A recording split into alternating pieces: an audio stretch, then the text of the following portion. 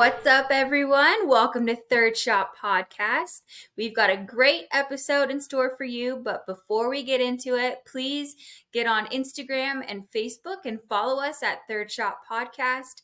You can also look us up on X at Third Shot Pod, or maybe after this episode, you can check out our website, thirdshotpodcast.com, where you can find some merch and some blog posts and all of our previous episodes.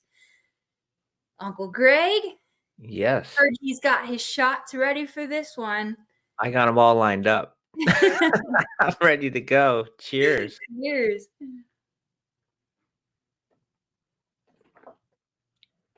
Yeah, the last show, I had them all lined up as well.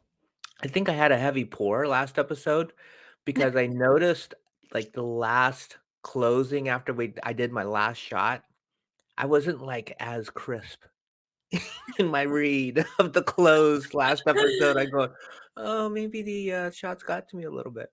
That's funny. You were drinking whiskey. I think it was Jack what snuck up on you. It was. I'm doing Jack again, so we'll have to see how I do at the end of Oh, this episode. yeah. For we'll test everybody the to theory. stick around for to see how did Uncle Greg last? That's too funny. We're gonna come up on Thanksgiving pretty soon, Yes. and one of the things that I want to do this Thanksgiving is you remember the old whiskey we found in Papa's closet when he passed away. Yep. He also had some Crown Royal that's super old and never been opened, right? So I Yeah. think this Thanksgiving, I'm gonna crack it open and toast to Papa. I think that's a great way to celebrate because I think any holiday was his favorite. He just loved when we were all able to get together and just enjoy the holiday, enjoy being with each other. And it was always circled around food and just festivities. And that's going to be the perfect way to celebrate. It was. I mean, he lived a very long life, and to the end, he stayed extremely sharp. Like, he knew what was going on in everybody's life, and it was just, so cool when you got a chance to spend time with him and, kinda keep him updated on all of our lives, and he really loved that. I mean, the smile on his face, right, when he could hear what's new, with you and your sister and my daughters and everything. It was just, that just made all the occasions where we got together even more special. Yeah, he was so sharp. And like you said, he was able to remember everything in everybody's life. Like when we would show up, he'd always ask me, "How's Las Vegas?" And he wanted the inside scoop about UNLV, and he would keep up with sports and everything. And I think a big part of that was he stayed active. He was always walking Yes. around. And he'd always say, like, once you stop, you lose it. So he wasn't going to stop. So I think that's what we need to start incorporating more, especially during the holiday times when we all get together, is incorporating kind of exercising and just movement. So this Thanksgiving, let's make it all about pickleball. Let's do that. Yeah. Are So, you are in? you gonna go out and play pickleball before Thanksgiving feast or after Thanksgiving feast? Maybe both. What if we do like a little beforehand to get hungry, go Okay. feast, eat, relax a little, and then go play again so that like you get hungry again for round two. And then round 2 and round 3, right? Yes, Gotta it make just room never for round ends. 3. That would be I always perfect. remember, okay, here's a good pickleball idea for Thanksgiving. I remember when you were young, you used to love, love, love putting your fingers in the olives, right? Yes. And then you'd have olives on every finger and you'd, like, eat them all. I say this year, we do green olives and we poke little holes to make them little pickleballs, and Oh you can my put them on your gosh. fingers and then yeah. Yes, absolutely. And maybe if you don't wanna do it, we could have our super fan Finn do it on his fingers. I think he would be a little bit harder sell on the green olives, but he would Really? definitely love putting his fingers in them. I don't know if he would eat those though. Oh, really? Okay. Well, maybe we can do it with maybe we can, dye some marshmallows He'll look Oh, like that, yes. He would eat those for sure. right? Yeah, We that's can fun definitely though. do it. Yeah, what other types of pickled dishes can we incorporate into our Thanksgiving feast? Well, your uncle loves to do the, deep fried turkey, and one Mm, of the things I really love are deep fried pickles. Have you tried those? yes, I have. Are you more of a spear? Yeah, the spear ones or the circular, like, chip ones? Chip. Yeah, I I agree. The breading to pickle ratio is better. Yeah, yeah, and you just salt it a little bit, and you got the tart of the pickle, and you got the crunch. It's got it all. Mhm. It does. I love those too. And then I had it, once with, a dipping sauce as well, and that Mm. just took it over the top for me. I just love that. I have seen, I think it was at Trader Joe's, they have a fried pickle dip. So, like, the dip itself is fried pickle tasting. I haven't tried it yet, but we could also put that out there for like hors d'oeuvres. Okay. I mean, maybe we can do, like, a whole series of sauces, and we could do some blind taste tests and figure out which sauce we like the best with the pickles. That's a good idea. I'm in. You're in for that? Yeah, I love pickles though. I could eat them by themselves. They don't have to be fried.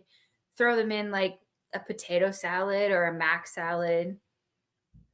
Okay, I'm a little weird on pickles in my hamburgers Are you a because no-go? I'm not a no-go.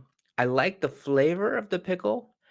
I like taking the pickle out before I eat the hamburger and eat them separately with my hamburger, but not biting in and getting pickle with my burger in the same bite. Why is that? I don't know. But usually that's the only thing I really take my pickles out of are like cheeseburgers. I take the pickles out.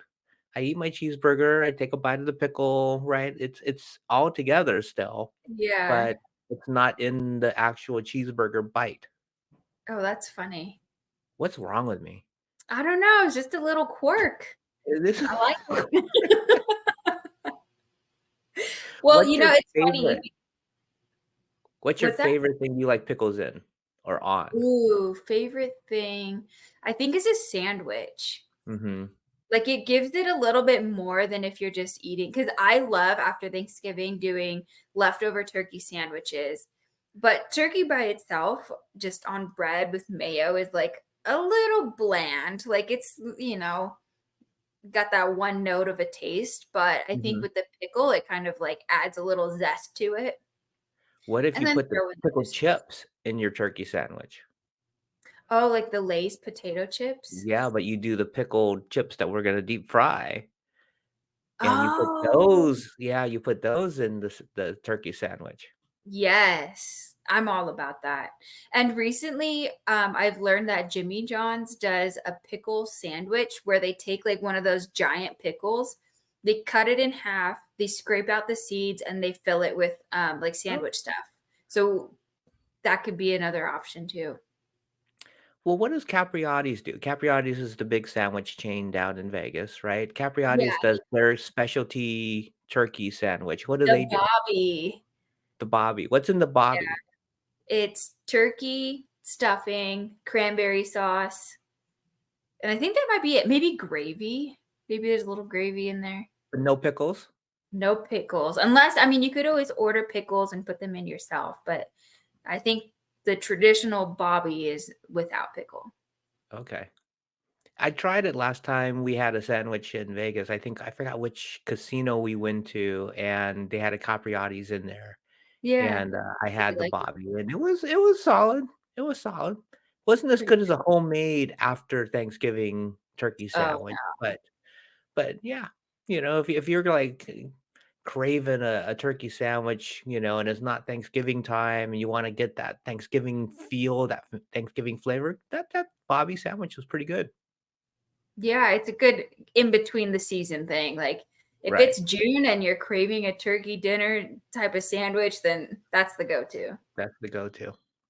Sounds Yeah. good. Alright, so we got some plans for this Yeah. Thanksgiving. We I gotta love we it. gotta post some pictures of pickled dishes. Yes. And pickle shots. We could take the picklebacks, I think is what it's called. Mhm. We can do Okay, some of those. let's do it. Let's make everybody do it. We can go live. Everybody, yes. That's gonna We'll get be like our live Super podcast, is everybody doing pickle shots. Bowl. Yes. So, you know how a couple episodes ago we said, "Hey, let's put out kind of the question of the day and have people respond," and that was really fun. Yeah. So, let's do this. Everybody that's listening or watching right now, give us your favorite pickle dish that we could do for our Thanksgiving. Yes. And the best one, or maybe all of them, we can make it some way and then we can give a little feedback after Thanksgiving. That sounds like a plan. Let's do that. Yes. I have a little secret. What's This that? has nothing to do with Thanksgiving or pickles, but Oh, I know. So the last episode, we had talked a little bit and we celebrated the fact that I did pretty well in that tournament recently. yes. Well, my secret is, and I'm hoping my opponents are not listening to this, I have a secret training tool that helped me before the tournament. And I had my teammates use it with me, Mm-hmm. and And it was successful for them we got too. Is that medals. We got gold and silver. So the owner of that special secret training tool. Now it's out, but hopefully my opponents are not listening to this specific episode. I know they listen to try to get my secrets, but they're not listening to this episode. Ed Beazer, he is the founder of Bzer Sports. He is joining us and he will show and tell everybody about his special training tool that he's created that I used and my teammates used. And we land up winning some medals. So stay tuned to meet Ed. And while we're bringing Ed in, this gives you an opportunity to go and subscribe to this show. Wherever you're listening to it or watching it, please subscribe. Give us 5 stars, which would be extra special. Give us your fantastic pickle recipes for Thanksgiving.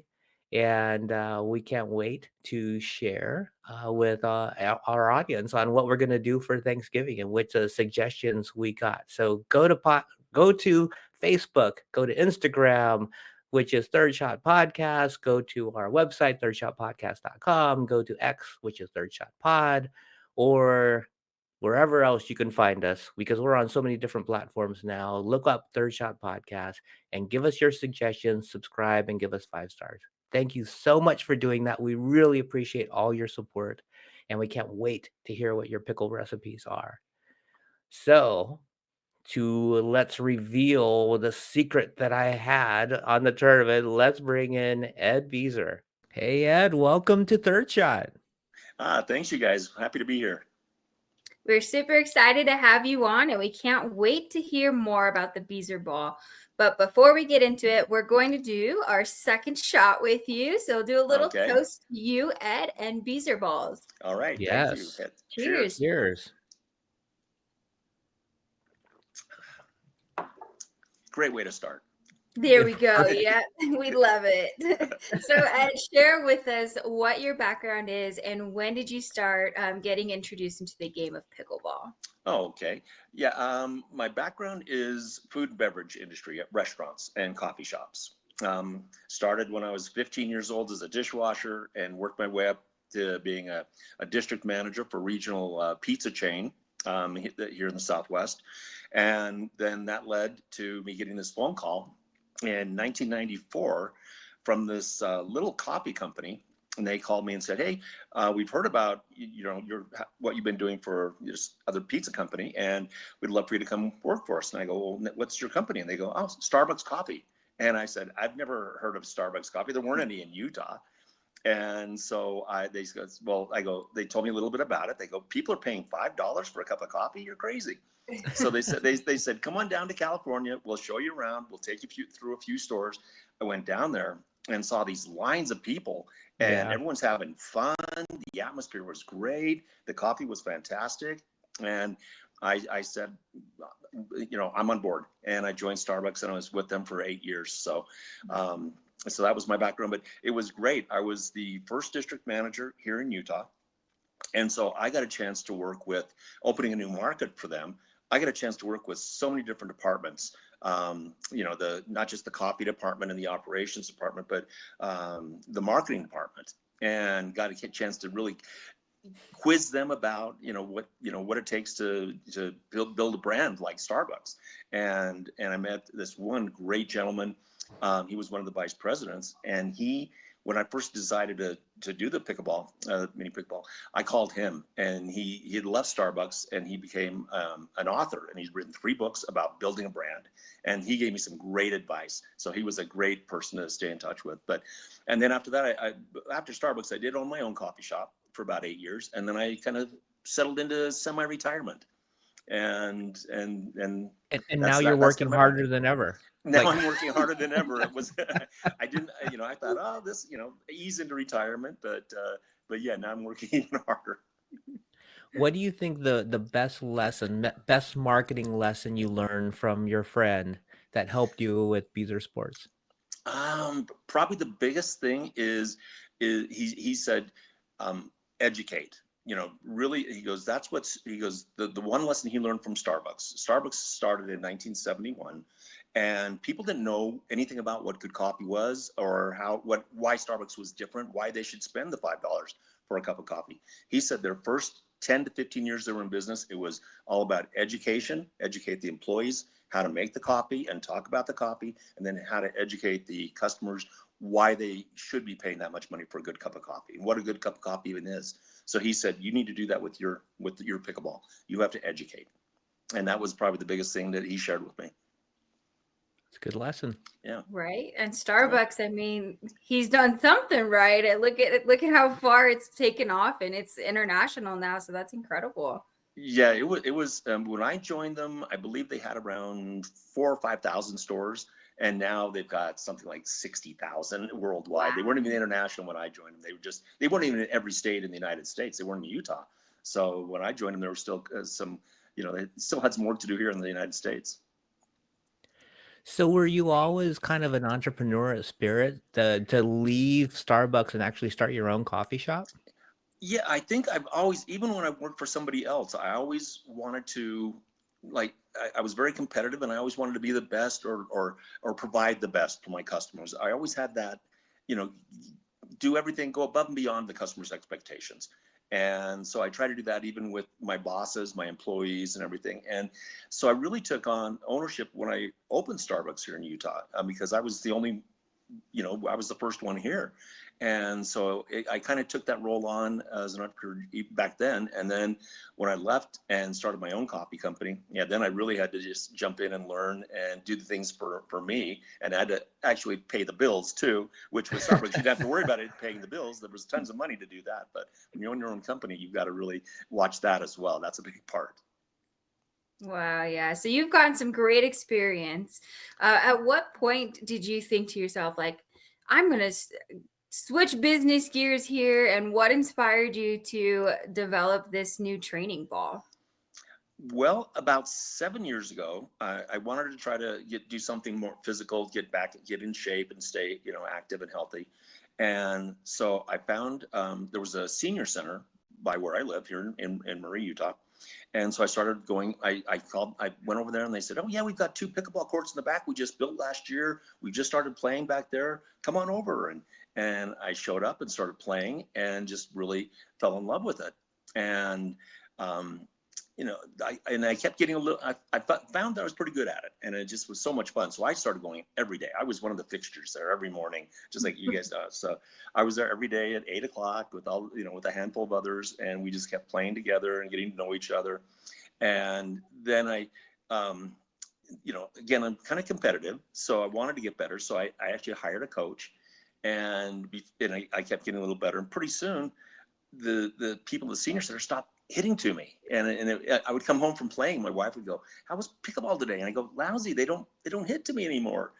Oh, And so too I had to good. had to graduate to a rec park near where I live here, also, that had 6 courts. And that was out of my comfort zone, to go from playing with a bunch of other 55 to 65, 70-year-old people, just these younger 20, 30-year-old athletes. And So it took a leap of, little courage to do that. But I did it, and I wasn't horrible. And they were all also with pickleball, as you know, everybody was so eager and willing to share advice and give me coaching lessons. And so I kept, so that was so great. They made me feel so welcome.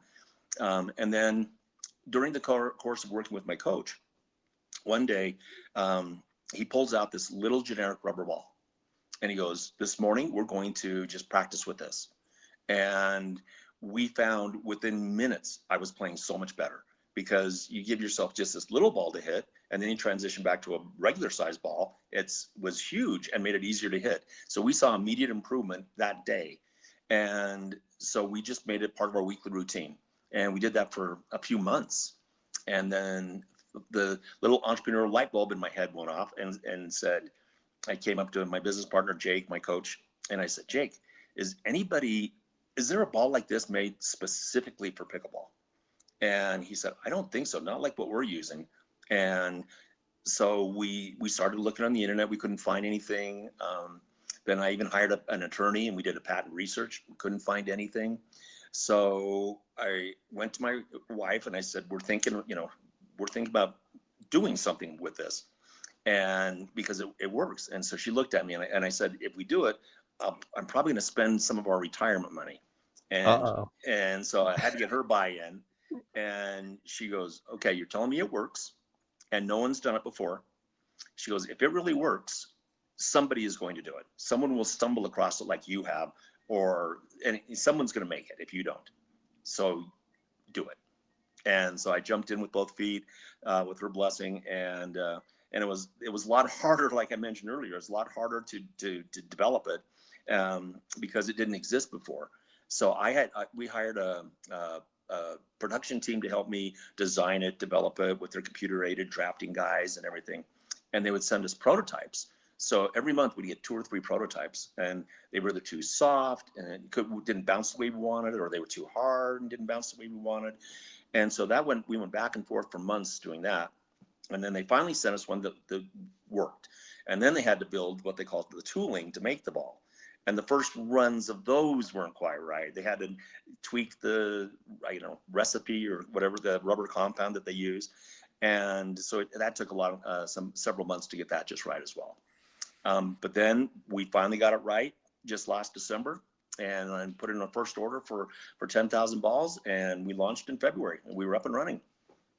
Well, congratulations on what you've accomplished already. Obviously, there's a lot more to come. But, you mentioned doing the research on the bounce of the ball, and that was the first thing that I noticed when I practiced with them, is they bounce pretty darn similar to a regular pickleball. It's no different as the way it bounces. Obviously, they're a lot smaller. For people that are watching on YouTube right now, I'm doing a little comparison so you could see the Beazer mini balls versus a regular pickleball. They're a lot smaller, but it bounces pretty much the same height, same speed. The feel coming off the paddle is a little different because of the weight, but it's pretty similar. And I was just wondering, like, uh, you know, when you were starting, like, how far off was the first prototypes versus where you finally got it? And you said it took months. Is it like 4 revisions? Is it 10 revisions? I mean, Okay. you got it really nailed down. Yeah, the easy part was just coming up with the size of the ball, and then Uh-huh. like you meant, the first prototype that we got was way off. It was way too soft. It was so flimsy. You drop it and it would hardly bounce. And so my first feedback was, it's got to be firmer. It's got to be firmer. And that took we started. Let's see. I think we got our first prototype, I think, toward the end of 2022. And every month we would get new prototypes, and it took until June. So it took about 6, 7 months of Yeah. prototypes before we got the ball to bounce just right. And like I said, when we first would get the prototype, my first litmus test was to hold a pickleball in one hand and our prototype in the other, hold them straight out and drop them, and just see how the bounce was. So that was our first test. We had to get the bounce just right. And like you mentioned, the first one, it didn't bounce. And so then they would send us some a little harder and still didn't get it right. And then they went overboard the other way and they were too firm and they were bounced more like ping pong balls, like the harder Mm-hmm. plastic ones, and had no control. And so and then we also, after when we were getting the prototypes, we would try hitting with the paddle as well. And we were just going, the first one, you hit it and it would just die. It wouldn't bounce. And so it took but every month we would give them feedback, say, okay, try it this way, tweak it. Here's what we're looking for. And they would do the best they could. And there were times I got frustrated. In fact, I got a little testy with the people helping me design it.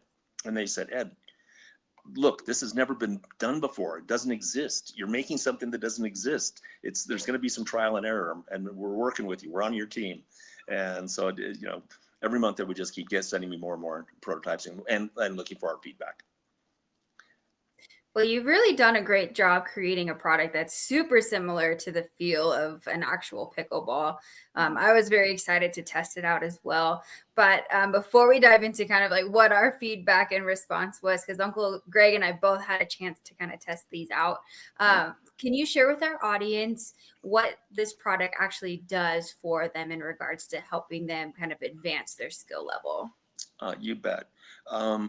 At least with my playing of pickleball, my biggest mistake, my biggest error, and I think it's that way for most people, I think, is taking your eye off the ball. I think in almost any sport that includes a ball, you're just so eager to see where you're going to hit it. And like with golf, you're standing up at the golf ball and you're getting ready to hit that golf ball, and you got this great swing, and right before you hit the golf ball, your head goes up where you think it's going to go, and you just miss the ball entirely, or it goes to the left or to the right. Is because even that fraction of a second, if you take your eye off the ball, there's so much room for error to happen.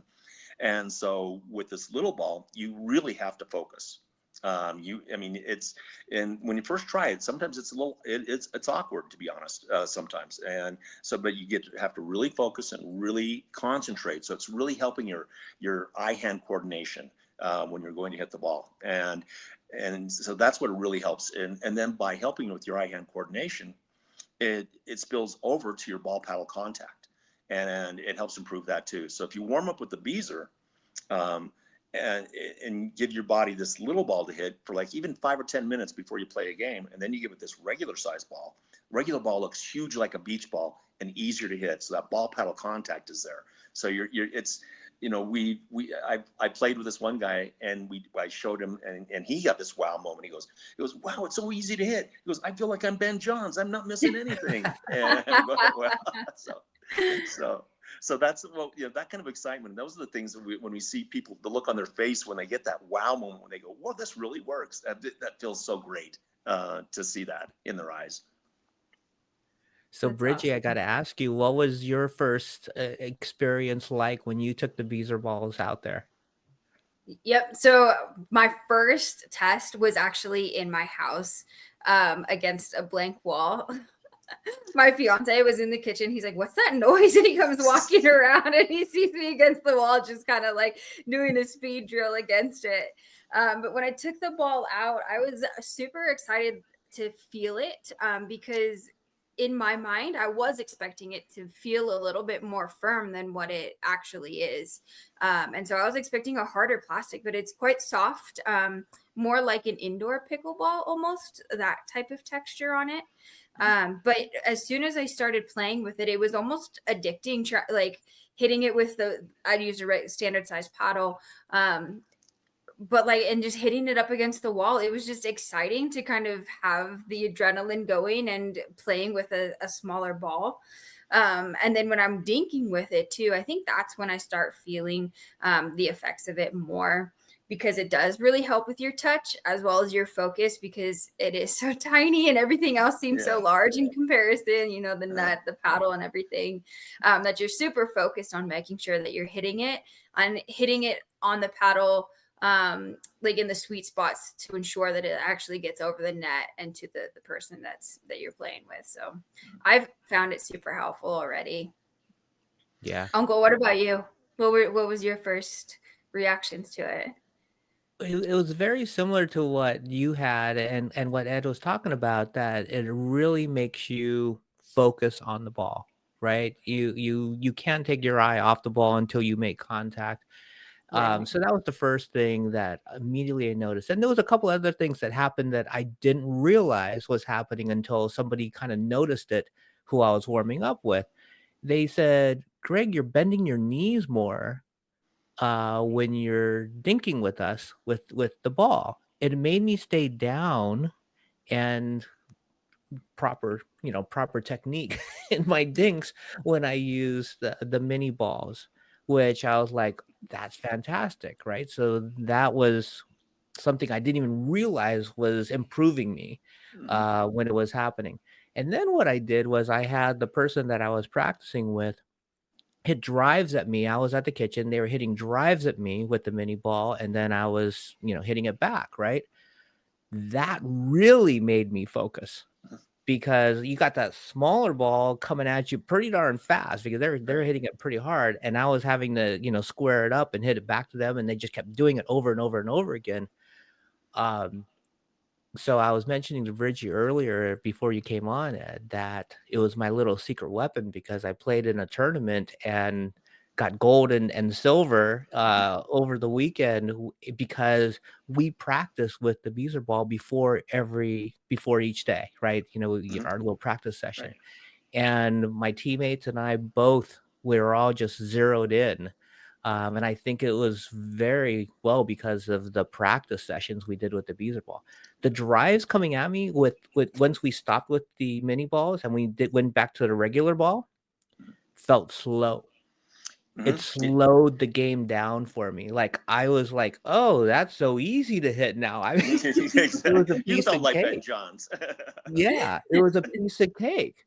So I highly encourage people to practice with the Beazer mini balls because it really does level you up. And one of my favorite drills, and this is we've also gotten feedback from some of our ambassadors that are working with us too, is again like you said, Bridget, using it in your own home because it's also very quiet. It's a lot quieter than regular pickleball. Yes. And so I do it in my living room against the wall and in my garage before I go out and play. But I'll start off by being like, 8 feet away from the wall and then work my way up to where I'm just a couple of feet away from the wall and I'm doing a firefight with myself.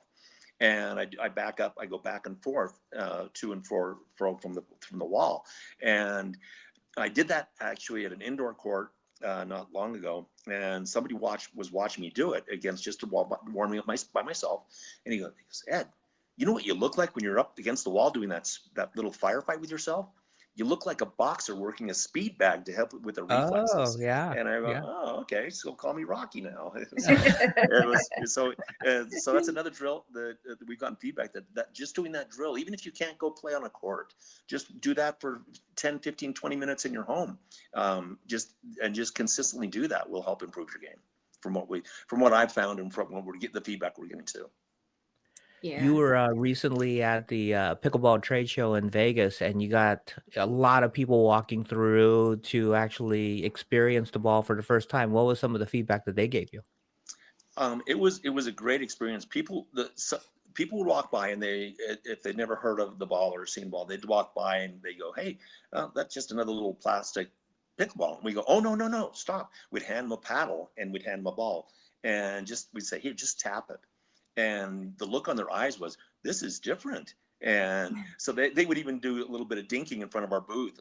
We didn't have a net or anything there, but they would do some dinking with each other and saying the same thing. This really has so much more control because the rubber absorbs the impact of the paddle. So you have that control. And what we found when we were at the show, that 50% of the people that picked up the ball and touched it bought the ball on the spot. So that made us realize, hey, these people, they realize it's different. They realize it's helping them, and they were buying on the spot. The other booths around us were going, look at you guys. I mean, we're next to a company selling paddles. They'd sell. It took them like 20 or 30 people to sell one paddle, and I'm going, you're selling balls like crazy. And you go, it's just when you touch it, you don't really appreciate. A picture doesn't sell it, but once you touch it or see somebody else playing with it, you realize, hey, there's something there. Yeah. Yeah, And what I really like about it too is that the results from it are basically instantaneous.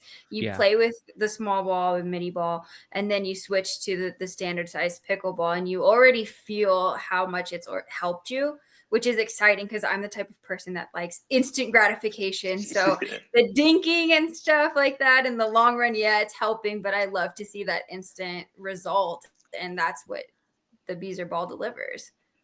Yeah, that's why when the very first time when my business partner, he pulled that little rubber ball out of his bag, and we saw immediate improvement in my game. I mean, it felt good. It felt better to me. Yeah. And he said, Ed, you're hitting the ball better, and we've only been doing this for like what 10 or 15 minutes, and you're better. And so that's why we said we're going to do this every week. And this was before this was even an idea of ours. We said, yeah, this is working. We're doing this every single week, and that became part of our routine. Well, one of the feedbacks that I've gotten is, everybody wants to try it. Like when they see me doing it on the courts now, they say, "Oh, let me try that. Let me try that. I want to try it out." Right. So everybody loves it. But the first question they ask is, do they have mini paddles? And we do. We made a paddle as well, and it's we made paddle just to kind of complement the ball, and we unfortunately the cost of the paddle to make the one we wanted was too expensive, so we just made one out of plastic, and so it's a little bit heavier than So there's we just couldn't find. We do offer a paddle. It's just not. It just doesn't do everything we wanted to do, and we saw the benefit in the ball, so that's where we put all of our effort was into the ball. But I kind of think the paddle, it's a mini paddle as well. Yes, And I yes. think like when you're doing it at home and you're doing Hmm. like a little firefight against the wall, I think those Yeah, mini paddles could really help. yeah, they do, and that's the and actually one of the things that helped us design the paddle was one of my grandkids had one of those little paddles with the rubber ball and with the rubber band on it. And they just Yeah. sit and bang it, Yeah. and so Yeah. that's what I took. I said, hey, let me take that. The rubber band broke, and I used that paddle before we even developed our paddle, and I started using that one with the rubber ball against the wall. And so that kind of that was one of the reasons we came up with the paddle as well. That's awesome. I can see how that would be really beneficial for hand-eye coordination because Hmm. a small paddle, a small ball, you really got to be focused on what you're doing to make that Yeah, contact. yeah, yeah. So tell us So, what's next. yeah, Well, right now our main focus is getting the ball out there and really trying to, like we have mentioned before, just educate people what the ball can do. And so what we've been trying to do right now is just align ourselves with some players with some name recognition to get out there and try our ball and see if they'll be willing to promote the ball and use the ball. And we've gotten some great feedback from, let's see, for example, Zane Nafratil was one of our first customers. He bought the ball like within the first couple of weeks that we had it for sale. And I bumped into him at the PPA, which was here in Salt Lake City in late August. And I had my Beazer shirt on, and he waved me over, and he was just warming up, and and I introduced myself, and he goes, Ed, I really love your little, the Beazer ball, but he goes, I'm tired of chasing that little thing all over the court when I'm doing my drills. He goes, will you make me a deal if I buy 100 of them? And I said, absolutely, Zane. I told him what I'd sell them to him for. By the next morning, I got to my computer to pull up my orders from the day before, and there was Zane with ordering 100 balls. 100 And balls. Oh my yeah, awesome. gosh. just because he didn't want to have to chase after this, so that he could do his drills without interruption. So those are the type of things that we're looking for right now, as far as promoting the ball and getting the word out there, and that's been going great. And then after that, we're going to look at. We've got a couple other things in that we're thinking about that hopefully we'll be able to introduce sometime late in 2025. So don't want to let the cat out of the bag, but we are working on some other things and we're really focusing on the other things we're looking at are things to help with training as well. And that's really what we want to do is maybe become the training, company gurus or whatever of pickleball, and just really focus on that. That's awesome. Well, we're very excited to see what's next in 2025. We'll be following along. For all of our wonderful listeners who may be interested in purchasing these balls, what's the best place for them to locate them? There's two ways you can order the ball. Our website, which is bzer.net. And then you can also order from Amazon as well. We're on Amazon. And And yeah, both those ways you can get the ball, and we ship it out third day ground, so you have it within a week. Nice. Awesome. So we And get it to you quickly. do they come in 3 packs? Yeah, we come in a sleeve of 3, Okay. and we sell them right now for $19.99 on our website. Or we have a special right now too that we're running right now, where if you buy 2 sleeves of balls, we give you the 3rd sleeve for free. So you can get 3 sleeves for $39.99. So that brings the price down to $13.99 a sleeve. So that's probably the best deal right now. That's a fantastic deal, and you have Yeah. 10% of what Zane has. So I mean, you can't miss. You gotta so go for it. Yeah. That's fantastic. Well, we wish you the best of luck, and let's do our 3rd shot for Yes. Okay. Bzer Sports and the mini balls, which is a fantastic training tool. Oh, Congratulations on Okay, coming up with thank you. something that's really going to help the sport. Thank you. Thanks, guys. Yes. Cheers. Cheers.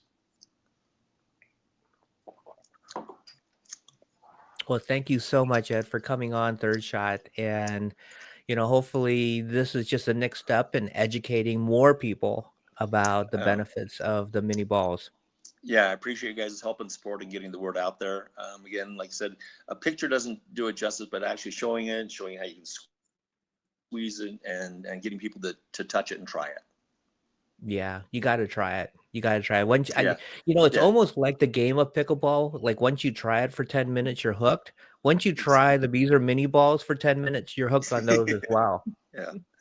You truly Exactly. are. Yeah. When I first saw people playing it, when they said, "Oh, we're gonna," I went, "That's kind of I don't get it." And then you play it for 10 minutes. You go, "Oh, this is fun." And that's the same thing with the Beazer. It works and it's fun. Yes. That's cool. That's cool. Well, thanks again for coming on. Thanks, you guys. Appreciate it.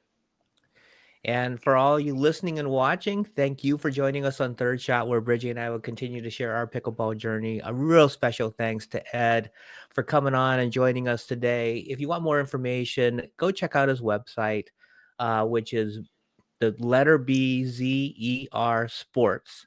And No, it's actually bzer.net. bzer.net. Yes. And then check them out on Instagram, which is Bzer Sports. Correct? Yeah. Yep. Okay. Sorry, got that wrong. So go either place, order some mini balls. I think it makes the perfect stocking stuffer, right? It fits in the stocking. Exactly. It's perfect size, priced wonderfully, and it's going to help the pickleballer in your life. So go out and get them for a nice stocking stuffer for Christmas. And you can support us by subscribing. We promise to have more amazing guests just like Ed in future episodes. So let's continue to share our enjoyment for the game, and let's grow this pickleball community together. See you next time. Absolutely. Absolutely. See you next time on 3rd Shot Podcast.